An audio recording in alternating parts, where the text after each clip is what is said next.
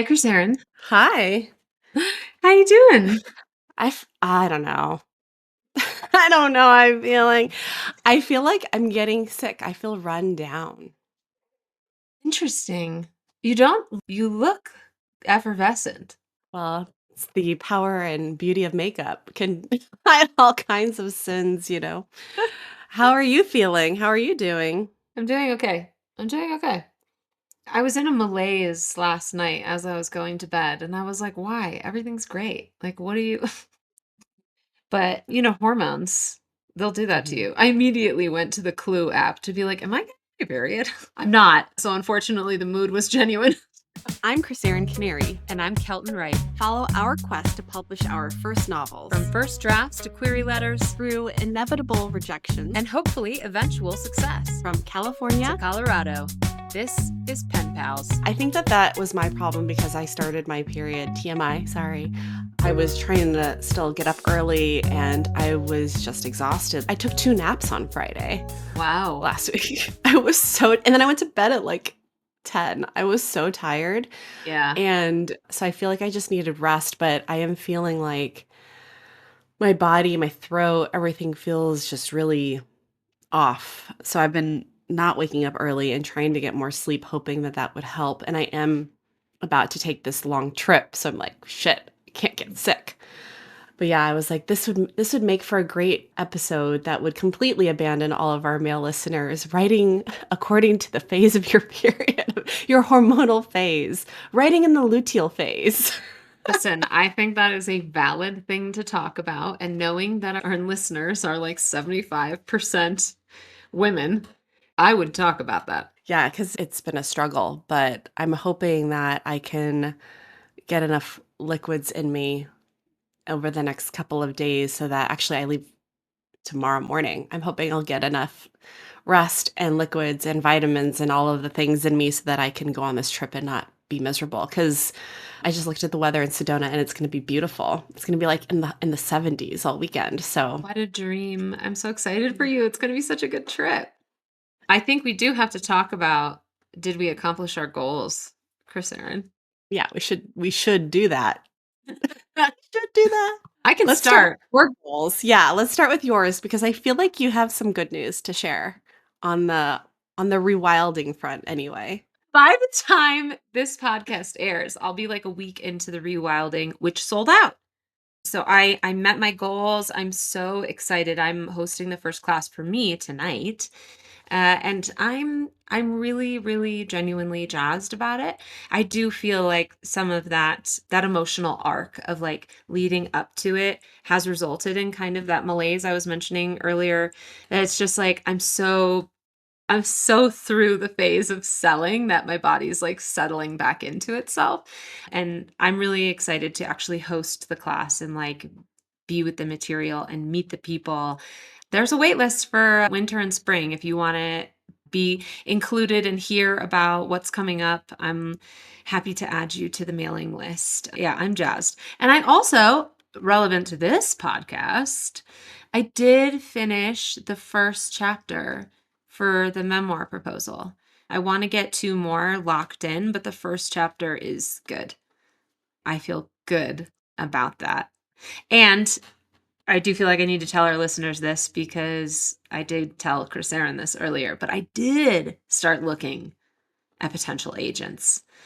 I had like 10 minutes of free time and I was like, rather than enjoy these 10 minutes peacefully, I'm going to fill it with work. So I looked up the agents for nature focused memoirs that I love, like H's for Hawk and Braiding Sweetgrass and a few others, just to see if those agents were open to querying, if they've had other books in that area that I really like. I've never looked at agents before. So this was like a really new area for me to have any curiosity around, and it just felt kind of sparkling and new.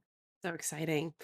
Can I just say I was thinking about this the other day. What an inspiration you are because I my goal in terms of writing of what I want to do is eventually be a teacher. I want to teach and here you are already doing it. I think it's so amazing and you're going to have this group of women who are going to be able to learn so much from you, and you're going to create a community and they're going to become friends and they're going to say, I met in Kelton Wright's class. So I think that's so amazing. And I also really enjoyed, I got your Wednesday newsletter because I am a paid subscriber to Shingerlocks and have been for a long time now. But I like that you had our October 12th deadline committed into writing in your newsletter. And I was like, that's right. That's That's right. right. That deadline's for me. That deadline is real. Put it That to deadline is me. right. Yeah. And that it has really been helpful to have that to push through on these last 3 chapters, because you can just drag your feet when you're close. Totally. So tell me, did you meet your Mm. goals? I did. I actually finished editing the rest of the book over the weekend. What? And that was a great feeling. I do feel like I want to go back just on the first chapter and on the end and tighten things up a little bit, little things that now that I've started looking at the second book again, I'm like, ooh, I don't know if I want, if I don't know if that plot line that I set up, I still want to explore in the second book. So now I have the opportunity to think about the bridge between the two of them a little bit more. I did finish the first 50 pages of the second book, and I kind of just want to keep going because I feel some momentum and Yeah. it's really exciting. I like forgot about the story that I started. And so I was like, ooh, I'm remembering all these little things that put in here and there. And so on paper, yes, I finished my goals for the last week. And now I'm kind of like, what do I do next? Because my deadline was December 1st and it's October 2nd. So I'm like, I have 2 months, or I guess I could send it to Kima early, but I do have some time. I think that one niggling question that I still have around authorial voice is still there. So that's kind of what I want to think about a bit in the next couple of months. But I did, for all intents and purposes, and by definition, complete my goals for the week. That is awesome. That is awesome. I'm so impressed. You're really crushing it. I think, though, my body caught up to me. I think that this was the week where my body was like, okay, you need to sleep because you are not getting enough of that. And I'm just going to shut down and you're going to get sick if you keep trying to do this. But you make the Yeah. choice. Yeah, it's up to you, babe. It's up to It's up you. to you. Do you want to finish this stuff or do you want to get sick and be in bed and not get to go on your trip? So that's where I'm at. As she picks up a giant glass of water. I'm trying to hydrate. Now I'm hot. I was cold, so I got tea, and I'm hot. Keep it balanced, okay? Help me. All right, I think we got to dive into what we're talking about today. And I think from the stress and the malaise, it kind of adds up perfectly to this topic. We're talking about confidence this week. Um, ooh, what a tricky bitch she can be. She ebbs and flows. She goes as a river. She does not care about you. I was really struggling with confidence throughout September. I just felt in many ways very exposed as I was kind of, bludgeoning everyone with sales pitches about the class. And my confidence really wavered in those months. Thankfully, I had a goal that I had to stick to. So it didn't really matter if I was feeling insecure or low self esteem. I just had to keep going. But it didn't like feel great. When I texted Kelton, I was like, "What do you want to talk about on the pod?" She was like, "Confidence." That's how I heard it in my head. Confidence. Yeah, not I even was, confident about pitching the topic. it's like, yeah, let's do it. Who's she? I don't know her. I think it's funny that outwardly, I feel like, and I'm sure you get this a lot too, but outwardly, I get a lot of feedback that I appear very confident and very brazen, which is so funny because internally, I don't feel that way at all, ever. But I believe that confidence is just doing the thing that you set out to do and just to show up continually over and over again. I think doing this podcast, the labor of love that it is, probably comes off as us being very confident because we just, set up microphones and yap. And, if a bunch of men can do it, we can do it too, right? Oh, But yeah. I really do believe that our internal belief in ourselves and our abilities is one thing. But just continuing to do the work over and over again and showing up and sitting down in front of your computer, that is a confidence in itself. That is a Mhm. confidence in your belief that you're going to figure it out or you're going to at least try. Because if we lacked confidence, we wouldn't completely, we wouldn't do anything. We would just fold in on ourselves and let our dreams die, but we don't do that. Yeah, it's true. I mean, I do feel like a rather confident person. I think I would be lying if I was like, I'm not confident most of the time. I get like mad when people don't like my work. I'm like, it's good. What's wrong with them? Like I do have an overabundance of confidence, but my baseline might be high, but that doesn't mean that I don't feel insecurities or wonder like, what am I doing? It's like I have those moments where you just have to be like, "Well, I'm doing it because I love it and I like it." And it's like I'm trying to do things that make my life feel good, and that doesn't necessarily mean that they will be successes. And trying to separate confidence from success is a lifelong battle for me. It's funny because I don't feel confident most of the time. And which we've talked about this where I use fiction to hide myself behind my characters and not expose myself as willingly and as freely as you do with your writing, which I admire so much. But I would say when I was young, I was very confident. I thought I could do anything. I was told that I could do anything and Mhm. was called fearless. And I would go, ride my horse bareback into the desert and come back home when the sun came down by myself with no fear whatsoever. And as I got older, the world started to beat me down. And I lost a lot of that confidence and became very insecure. And I went into college very insecure. And I think it took me a really long time to break down my insecurities and to believe in myself again. And a lot of it was in doing the things that terrified me, that were really Mhm. scary. At every point in my life and in my writing and my career, whenever I did the scary thing, that was the moment that I really saw the biggest growth and got the biggest reward. And, I think that when you are scared to do something, when you're lacking confidence in your ability to achieve a goal or to tackle something really difficult, that's a sign that you should be doing it because it is the moments like that where we test our mettle that we really find that we have the tools to rise to the occasion. And I remember when I applied for my fellowship and then had to do a reading the first time in front of a group of people. Wow, was that terrifying. I Yeah. I really hate I maybe this has come as a surprise to some people as I get very nervous talking in front of a crowd and like my voice will warble. It is bad. Although I love performing, so I don't know how to how those two things align. Again, what I did was I just over prepared, and I think that that is the best thing that you can do to gain confidence is to just over prepare and do the work. So I read my piece to myself out loud until I had it memorized.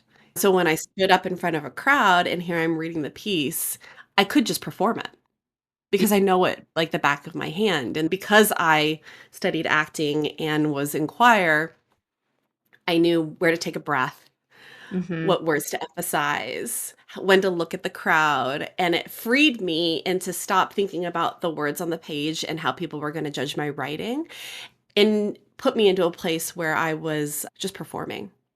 And again, it is a mask. It is a way to separate my worth and my value from the thing that I'm putting out into the world because as much as, they are very intertwined, you kind of have to separate yourself from them a little bit and just focus on the work. And I think that that's where confidence can be born.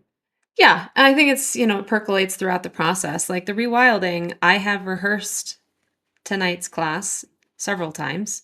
Like I wrote it and rewrote it and rewrote it, and then I built it and rebuilt it and rebuilt it, and then I rehearsed it and rehearsed it and re-rehearsed it.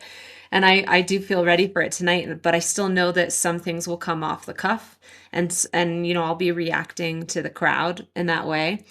I Earlier when you mentioned that like you were told you could do anything. I instinctually was like, "Oh, same." And then as I thought about it, I was like, "No, that's not true." I was told repeatedly I could not do things over and over and over, that I could not do the arts. I could not be a writer. I could not be an artist or a singer or an actor.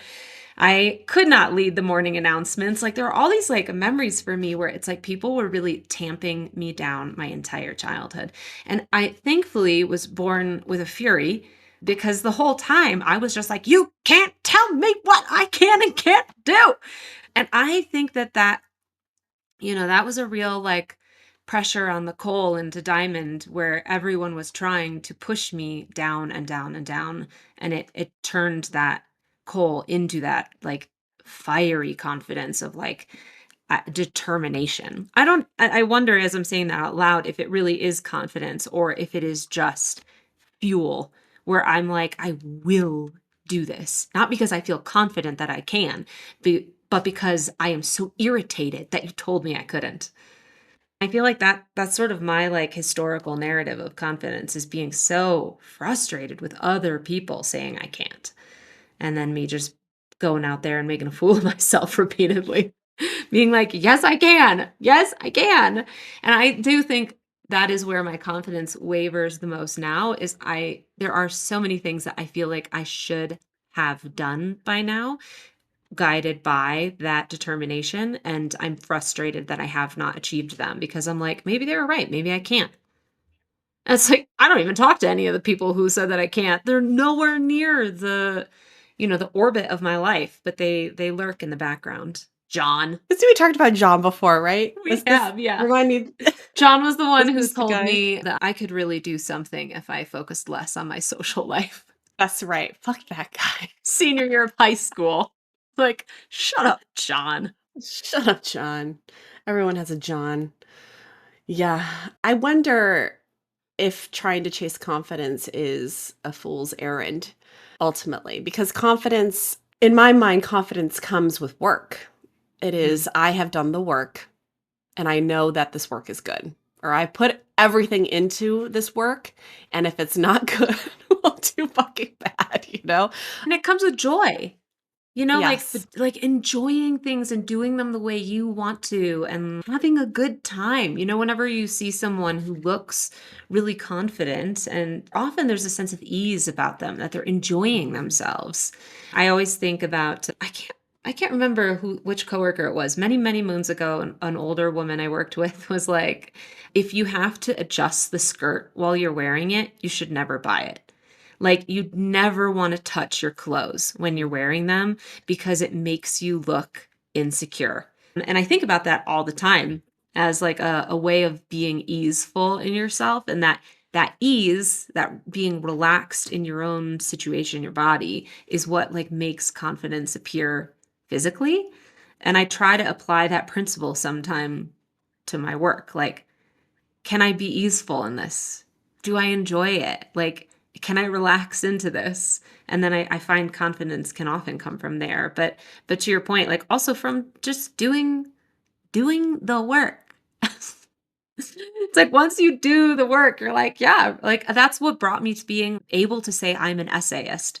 Well, it's because I've written an essay every week for 4 years. Like, yeah, I'm an essayist. Whether I'm like a mediocre one or a really talented one doesn't matter. I am one. Same goes for saying that you're a writer. You know, a lot of Mhm. people, we've talked about this, not wanting to call yourself one. And even now, when people ask me what it is I do, I cringe a little bit at calling myself a writer, but I've been doing it for so long now. I've written like 4 books, even if this is the first one that something might come of. I've written a lot, so I think I deserve to call myself a writer. Maybe I'm not a Absolutely. published author, but I am Soon. a writer, I do wanna you ask know? though, obviously there's a lot of authors, especially women, who in interviews come with such humility, and I find that ingratiating when they're really successful. I find it so annoying when someone's had several bestsellers and is like, "Oh, I don't know what I'm doing." And I'm like, at some point, I need you to step into the box of knowing what you're doing and appreciating that you're in that box. Like, look at your Mhm. surroundings. And I don't know how to square that with my own feelings. I do, where I feel like I am in the box, try to be in that box for other people. To be like, I I can help you get here if you want to. But it frustrates me when people who have been really successful don't have that confidence. And I don't know if that's fair of me to put on them. Who are we talking about here? I'm not gonna name names. I'm not gonna name names. But Women are damned if they do and damned if they don't. If we're too humble, then we're like, "Oh, that's so annoying. You're a best-selling author." Just acknowledge that. If they are too vocally confident, then we're like, "Ugh, she's so annoying. Who does she think she is? She's so full of herself." I guess I I like think when they're full of themselves though. Like, I'm looking for that. I want that I know. model. And that is, I agree with you, like, in culture broadly, damned if you do, damned if you don't. But Mhm. I would rather be damned for doing.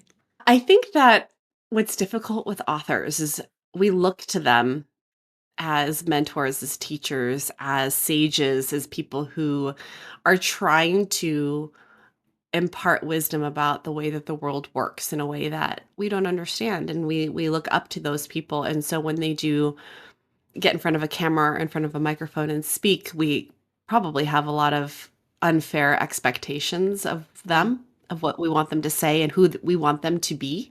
Mhm. But at the end of the day, they're just human beings like all of us, and who knows if they are comfortable in that position.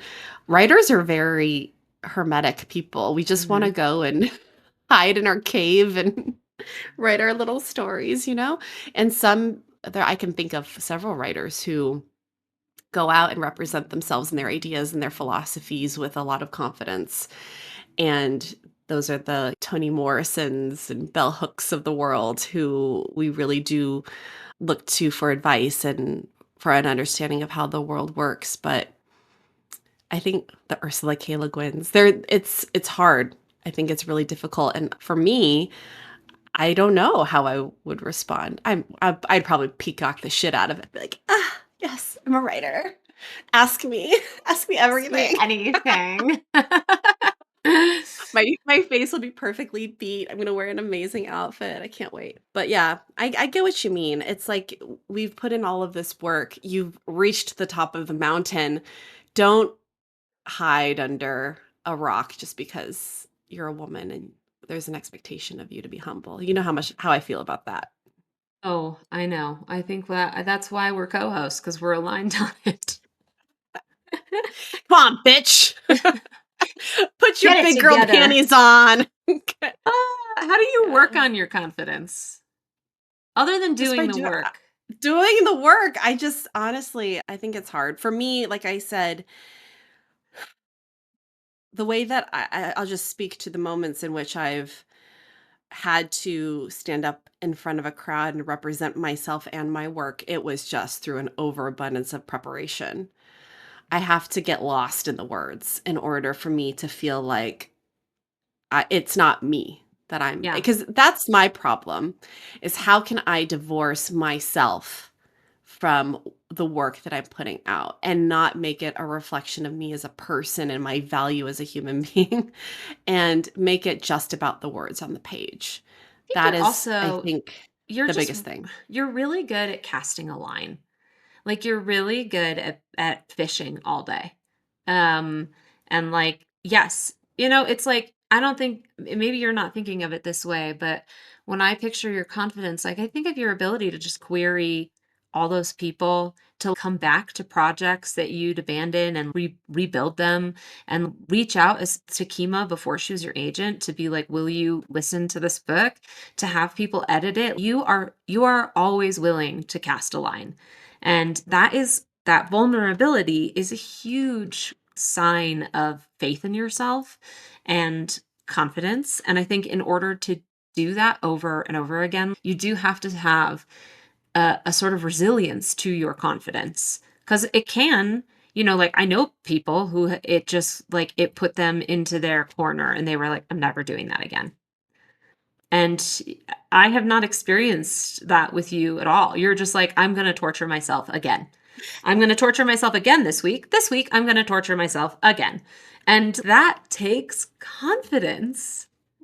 And I think it also builds it in a way. Like if you can nurture your confidence in that way, like if you keep getting bucked off the horse and you never ice your bruises or check your helmet, like, yeah, eventually you're not going to get back on.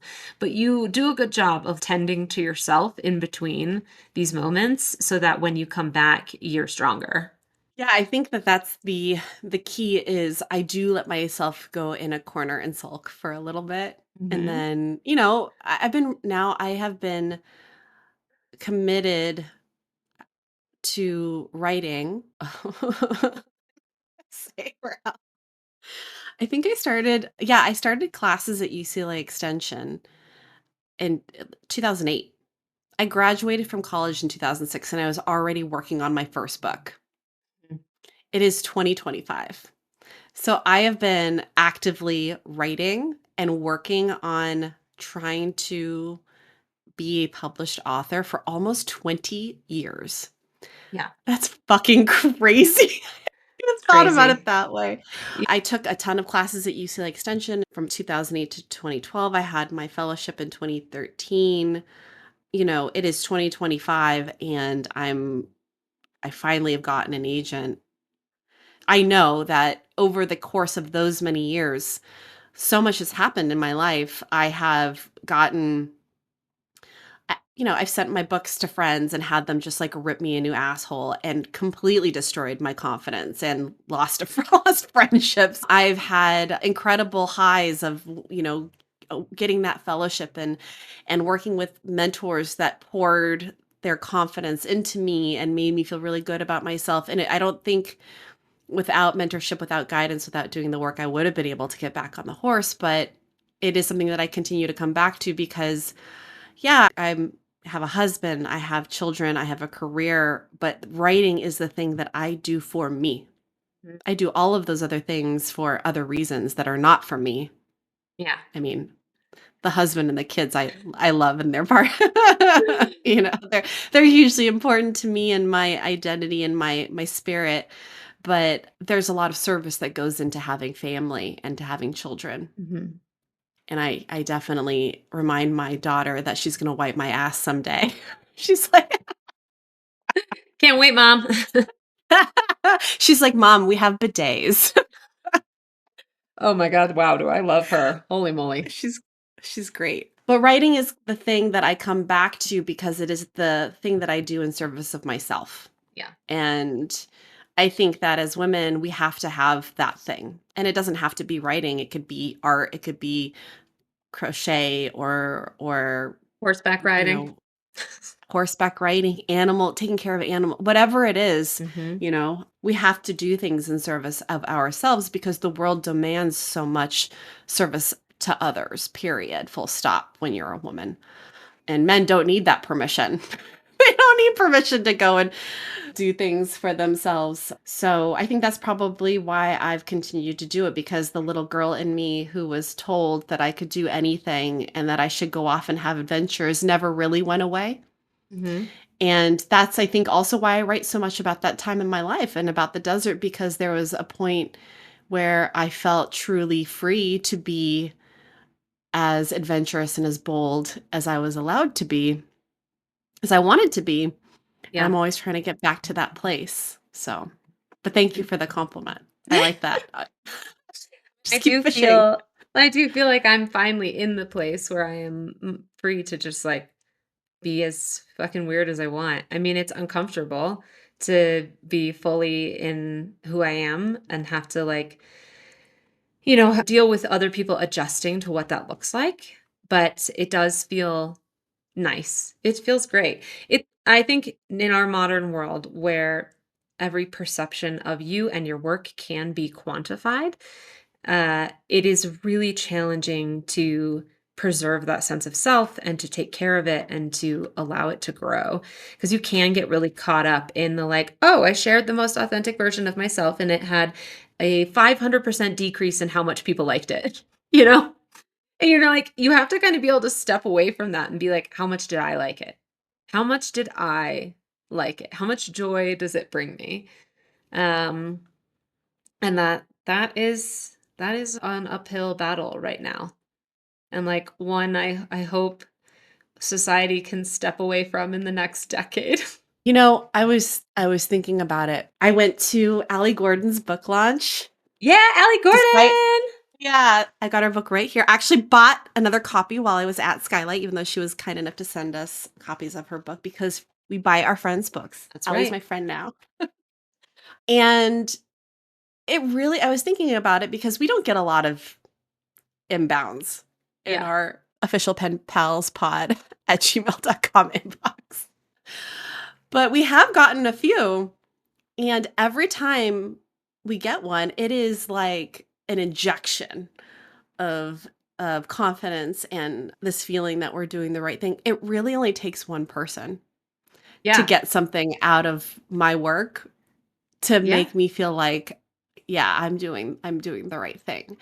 And just think about I think about my teachers that I've had and all of the classes that I've taken. And if you coming out of the rewilding affect one of your many students, that is a huge accomplishment. That is my goal in life, is to have a positive impact on other people in some way, shape, or form. Yeah. So I think that as much as we want to quantify our impact with open rates and click-through rates and comments and engagement rates and all of this other nonsense, if you impact one person, I think it's meaningful. I had on my resume for a long time in my like brief bio that my objective was just to help people live happier lives.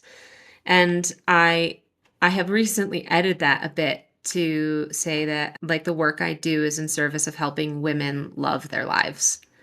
Because I think happiness is like it's not a metric that I find as useful anymore. And I also just feel like I really do love when men appreciate my work, but I find that women appreciate it more and more often. And just having people sign up for my class to me is a sign that my work has already impacted them and that they have faith that it will impact them further. I deeply hope that at the end of the class that people are moved enough to give testimonials and that this is something I can continue to do because I do feel incredibly called to do it and really excited about it. But yeah, it's like just I recently Anne Helen Peterson, who writes culture study on Substack, had asked for prompts for the general threads of how her community engages. And one of the prompts I offered was, what list do you want to see when you're dead? For me, I would really like to see a list of everyone who ever had a crush on me. I also want to see a list of where everything I lost ended up. But when she prompted her whole community with this idea, someone did say, I want to see a list of all the people's lives I changed without knowing it. And I thought that was such a beautiful sentiment because you have no idea. Like that woman I can't remember who told me to buy skirts that fit me comfortably. I hope that the class has the chance to really improve circumstances for at least a few of them because when you are improved in that way, you can more easily help other people. And that's the percolating ripple effect that I want from my writing, that I want from all of my work is just like I'm trying to connect with people in a way where they have that deep sigh of like, ah, she gets it. Yeah. And I think just going back to the importance of community and building, people around you who have the same goals as you and want to support your dreams is so important. And you're building community with your class. Allie's book launch the other night was fantastic. She had three performers and a bunch of friends in the audience and people who came to support her. And I think that also is a confidence builder when you have people around you who are like, "Fuck yeah." Like, I got to text the group of classmates from Harvard Extension. I'm still in their group chat even though I'm not enrolled anymore. And I got to text them and tell them that I got an agent, and they were so excited for me, and it's like, you need those people. And if you are lacking confidence, I think it's very easy again for your dream to die in the dark when you don't tell anybody about it. Yeah. So go find a class, go find a group, go find people who are doing the thing that you also want to do. Be cautious with the people that, you want people who really are supportive and who you can also support, but go find other people who can help you, foster and fan the flame of the confidence and be alongside you as you're doing the work, because it's easy to lose it when you don't have anyone else who's asking you like, "Hey, how's Yeah. writing going? How is it? How are your dreams finding themselves these days?" And you'll find, and I find it with me, it's not just the teachers and the mentors that have had a positive impact on my life. It's the classmates that I've had who are encouraging me and rooting for me and want to follow along on the journey. So Yeah, and I'm excited for your class.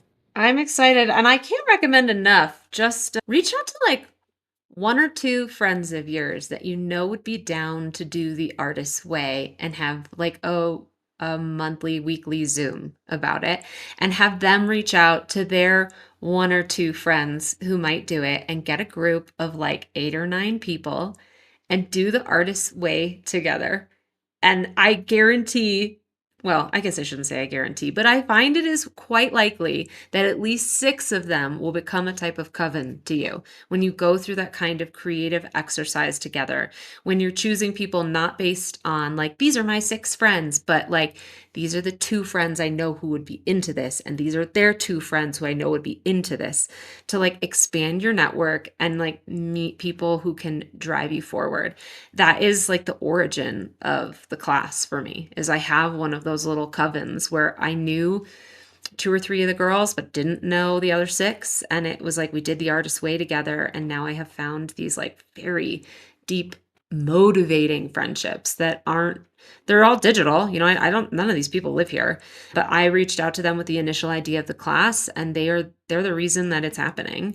And so, like, if you're dragging your feet on a project, if your confidence is like not working, get somebody else's, because like that will skyrocket that. Speaking of which, if you are still listening at this point in the episode and you have not rated this podcast, you could even rate it 4 stars. I'm not saying rate it 5 stars, but if Stop. you No, don't encourage them to downrate our podcast. I'm like, if you have been listening and you are still listening and you have not just been like, yes, 5 stars, yes, I love these girls, you should listen. It takes like 10 seconds, and it has, it's kind of one of those ripple effects for other people. So I'm asking you, if you've made it this far, to do so. See, here's the difference between you and me. Okay. You're just really good at putting yourself out there in that way. When you're talking about selling your class, like I know I would be so bad at that. Promoting myself in any way, shape, or form is just it makes me, I'm already like, my tummy's already having a reaction to the thought of it. So what eventually when my book gets published and I have to go out and promote it and ask people to buy it, I'm going to go through this. But you're so good at just like doing it and being like, take my class, rate the podcast, subscribe to my Substack, become a paid member. I just think that that's so incredible, because if you don't ask, people don't do it. And I think that I forget that. And Yeah. it's not, asking doesn't mean that you're telling like anyone has to do anything. They Yeah. just, And you're giving I them the option. you got to grapple with the reality that sometimes asking does turn people off. Like, as I was promoting the class on my Substack, I did get some people unsubscribed, and I felt like it was because of all the promotion and selling. And that's just the reality, is like some people are like, self-promotion, gross. And it's like, no, like, listen, if that's how someone feels about you asking for them to support you in your dreams, then like, you don't want them around. That's always what I come No. back to, is that, like, if that is someone's attitude about something, if they don't wanna support each other and be part of this commune, because I go out of my way to support my friends too. I'm constantly putting people in my newsletter and shouting them out on Instagram. It's important to me to make sure that there's reciprocity in that, that I'm not always asking without giving. And if someone isn't part of that ecosystem, that's fine, that's just not for them. but they should still rate the podcast 5 stars before they stop listening.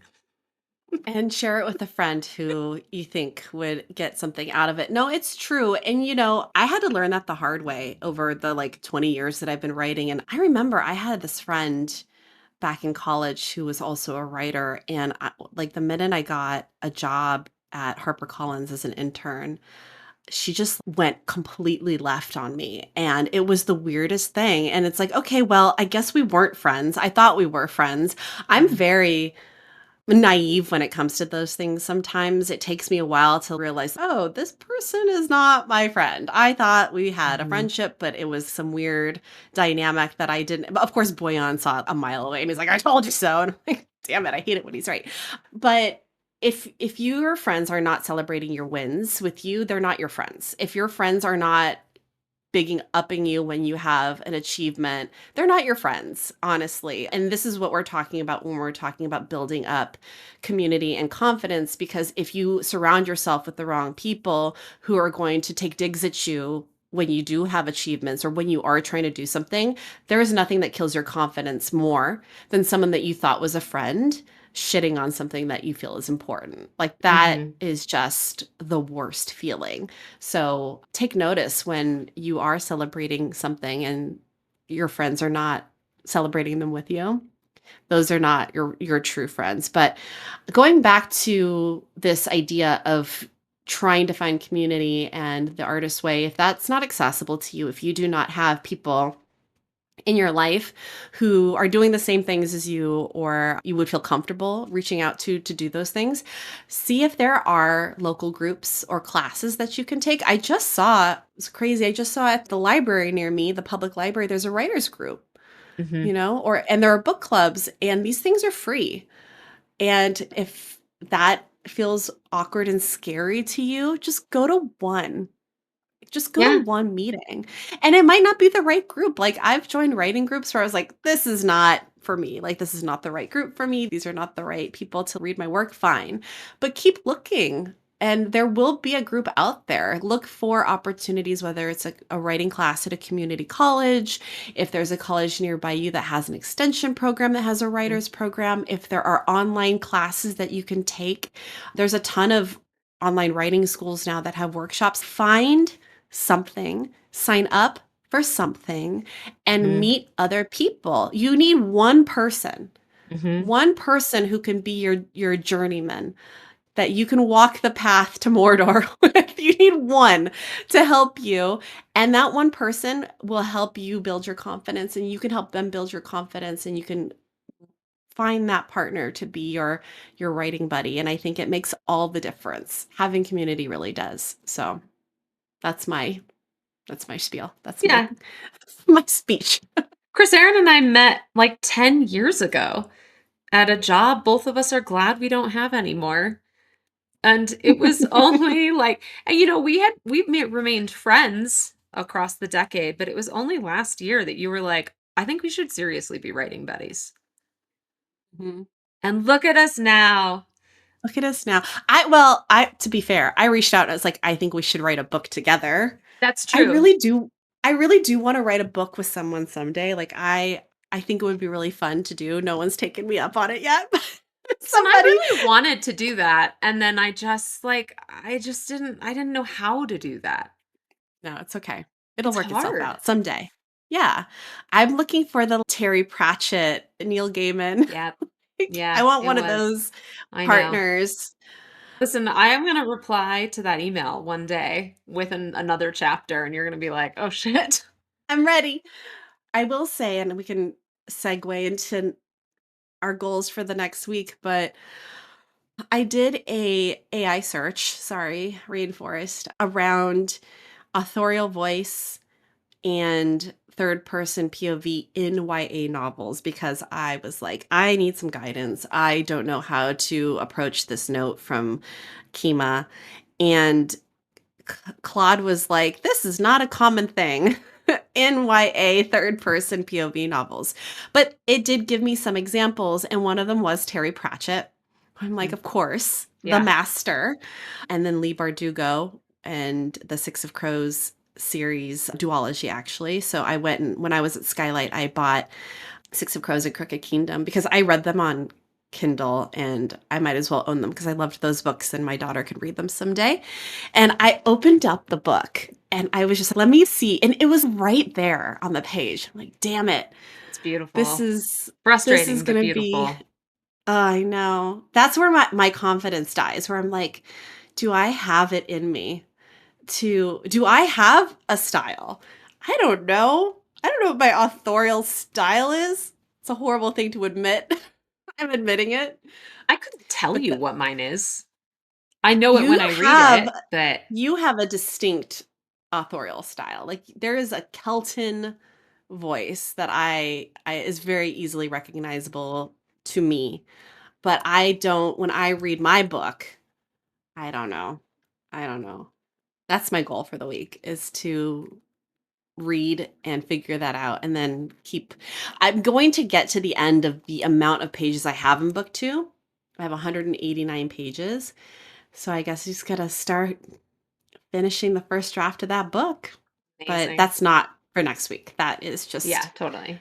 yeah, that's So the in the goal for cards in the next near week future. is to figure out your entire voice. Yes. No big Sick. deal. Yeah. Nice.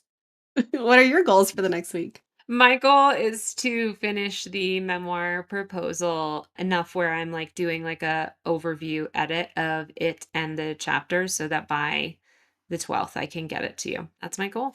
Any impediments to that goal that you can foresee? Work, child, husband, class. What else? Yeah, there's some impediments.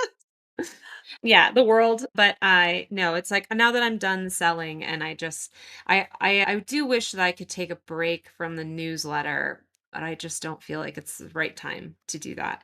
So I'm gonna power through and maybe the essays for this week's newsletter are just a little weak. I'm sure they're still gonna be great knowing you. We'll see. But that's my goal. It's like you gotta balance it. And like some stuff just gets a little less attention and that's the reality of it. That's funny. Ugh, Rate this well, podcast, subscribe please to the newsletter, do follow it. us on all of the platforms, Pen Pals Pod. We post cute clips We there. post such cute clips. And email us at officialpenpalspod@gmail.com. You can ask us things about ourselves. You can tell us what to talk about in an episode. You can send us your arcs. You can tell us where you're stuck with your story. You could ask us anything. We have so many Oh. opinions. Listen to us yap. We do have a lot of opinions. If you have a friend, if you have a writing buddy that you want to shout out, we will love to acknowledge anyone out there who is engaging in a similar pen pals format with their friends and helping each other along. Let us know. We'd love to hear from you. Feeling more confident already. Same. I'm excited. It's going to be a good week. Happy writing, everybody. Happy writing.